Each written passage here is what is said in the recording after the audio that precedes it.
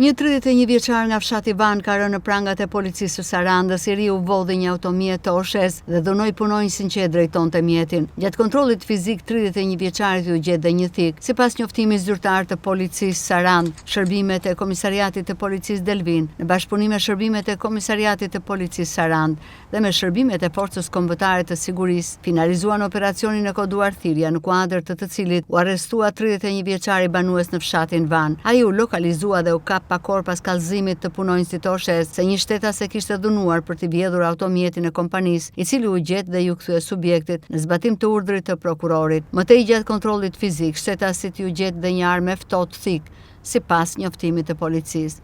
Në pranga kanë rënë ndërkohë dhe 2 persona të tjerë. Një 26 vjeçar u arrestua pasi u gjet një pistolet pa leje me krëhër dhe fishek në makinën që po lëvizte. Ndërkohë një 30 vjeçar nga Belshi u arrestua në Qafbot pasi po transportonte me automjet tip Volkswagen 5 shtetas nga Shqipëria dhe Kosova, të cilët synonin të kalonin ilegalisht në Greqi.